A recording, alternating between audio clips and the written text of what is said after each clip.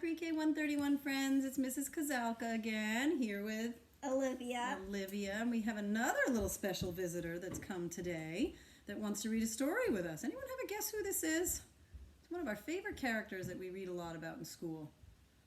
Olivia, you want to tell him? Curious George. Curious George is here, and I'm reading a story called Curious George's First Day of School. Let's get started. Curious George's First Day of School. Let's talk first about our author and our illustrator. This is Margaret and H.A. Rays. Did both the writing and the pictures in this story. So they did both the writing and the pictures, so they're the author and the illustrator. Curious George's First Day of School. This is George. He was a good little monkey, and he was always very curious. Today, George was so excited he could barely eat his breakfast. "You have a big day ahead of you, George," said his friend, the man with the yellow hat. I'll show you the picture. Get a little closer.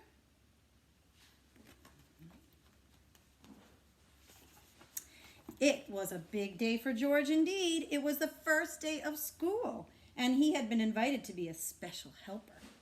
George and his friend walked together to the schoolyard. Some of the children were nervous, but George could not wait for the fun to begin. In the classroom, George's friend introduced him to Mr. Apple. "Thank you for inviting George to school today," the man with the yellow hat said to the teacher. Then he waved goodbye. "Have a good day, George. I'll be back to pick you up after school." Now, if anyone has read Curious George stories before, what does George always do in the stories? Olivia, can you tell everybody? Does he always make the right choices? No. No, because he's so what? Curious. He's so curious. Sometimes he gets into a little bit of trouble. Mm-hmm. Do you have a prediction? What do you think might happen? He might do stuff bad in the classroom. Oh boy, well, I certainly hope that doesn't happen, but let's read on and find out. The children were excited to have a monkey in the class. "George is going to be our special helper," Mr. Apple told them. And what a big helper he was. At story time, George held the book.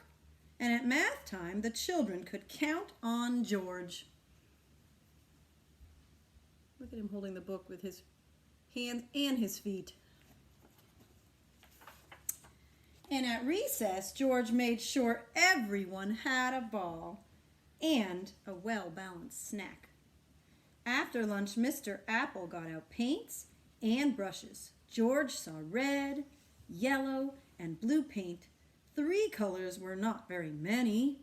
George was curious. He wanted to make more colors. You remember, friends, when we took paint and we added paint together to make more colors? Do you think that's what George is going to do? Mm-hmm. Let's see. First, George mixed red and blue. Friends, when we did this, when we mixed red and blue, what color did that make? Remember?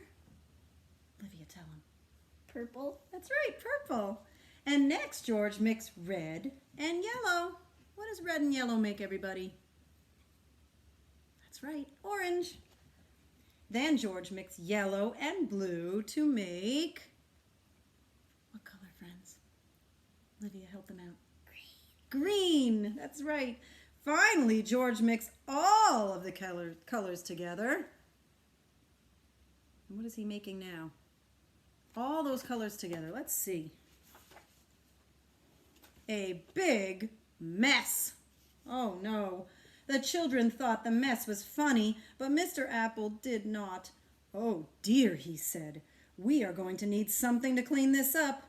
Everyone, please sit quietly while I take a look." Oh boy, look at the mess. Look at all those paints. George did not mean to make such a mess, and he certainly did not want to sit quietly. He wanted to help. It was his job, after all. George had an idea. In the hallway, George found a closet, and in the closet, he found a bucket, and in the bucket, he found just what he needed. Let's try to think. Let's make some predictions about what we think might happen next. Olivia, do you have a prediction? He went into the closet. What do you think he got from inside the closet? A bucket with soap in it to clean the paint up. Oh, do you think he wants to help out? He's being a problem solver, isn't he, friends? Let's try to figure out if Olivia was right. Olivia, you right? Mm-hmm. That's right. He got a bucket with a mop inside.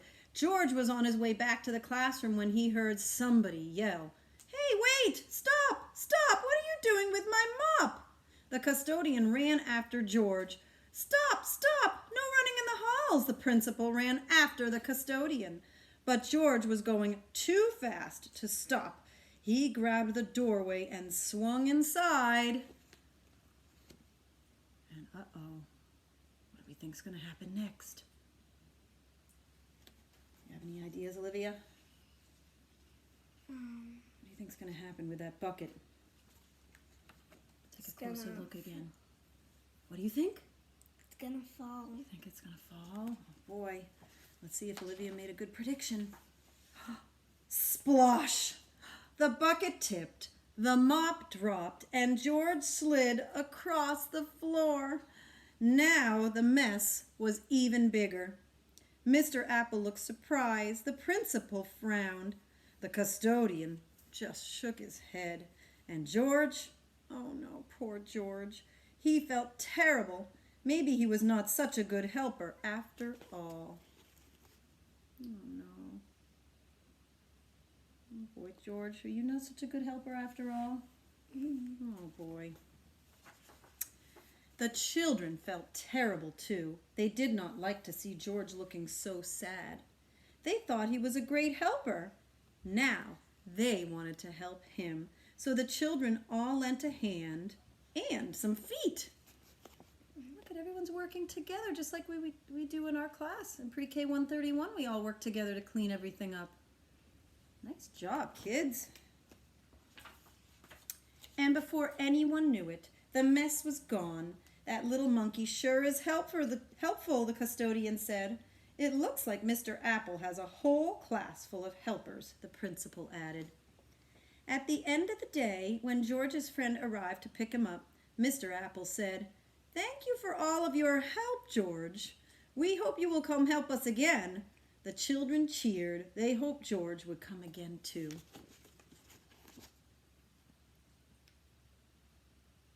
Here we go. George waved goodbye to his new friends. What a great day it had been. He could not wait to come back to school. Do we think George is going to be invited back to school, friends? What do you think, Olivia? Yeah. Do you think he'll be invited back? Because he kind of turned things around at the end, right? He cleaned up after himself. He cleaned up after his mess. And that's the end of Curious George's first day of school. It was a little different than our first day of school. I hope you enjoyed the story. I love you all so much, and we'll see you again soon. Have a great day.